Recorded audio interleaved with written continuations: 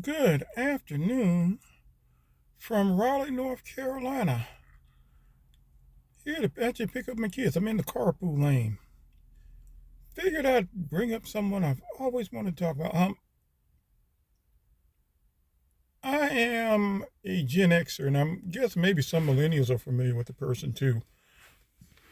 But I was a big fan of Bob Ross. Now, probably not for the reason that I should have been. Now, if you know anything about Bob Ross, you know that Bob Ross was well. First of all, he's no longer with us. He died some time ago.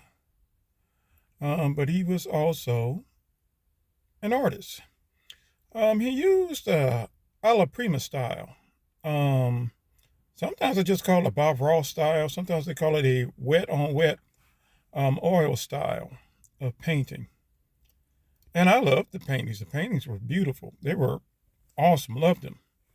And he could make them, within a shooting. I mean, I don't know if how many takes or edits. I don't know. But obviously made the paintings very quickly.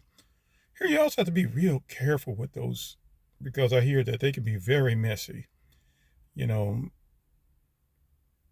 I'm guessing not everybody can do them as efficiently as Bob Ross did. But that really wasn't the reason why I watched it. I mean that was awesome, and I think that might have been how I watched it initially. But there were two things. One, it was well, how do I put this respectfully? It's a white guy with an afro. I don't know how it's the Caucasian with an afro. I don't know. Point is, I thought that was kind of cool. So, but the most important reason was the voice. The voice was so calming. I mean, it was like free therapy. I'm not sure how else to put it. You know, yes, he's telling you where to put a tree. He might even come up with an intermittent story of where he had been for this or that.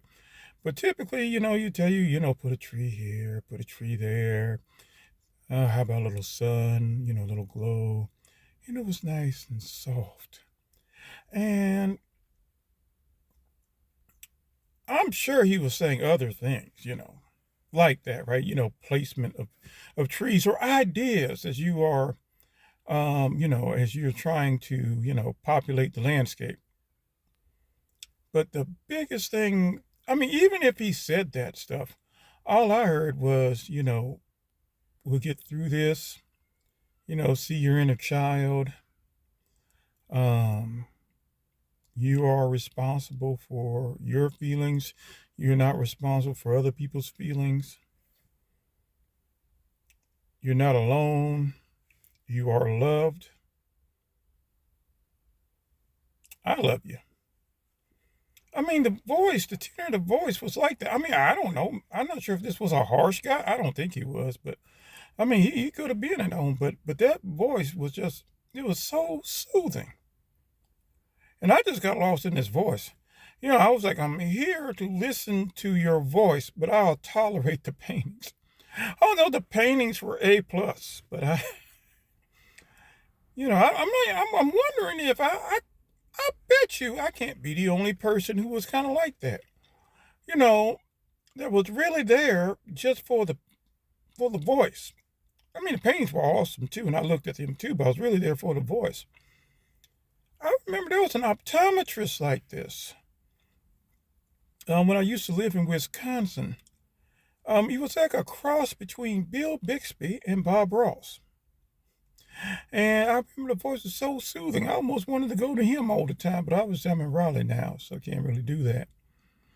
Um, so yes, Bob Ross. So no, I'm not talking about Rick Ross. You know, I'm not talking about Diana Ross. I'm not talking about Jim Ross. I'm not talking about Sean Ross. Although Sean Ross is a caricature by Sean Price of Bob Ross. So maybe I am talking about him. I don't know.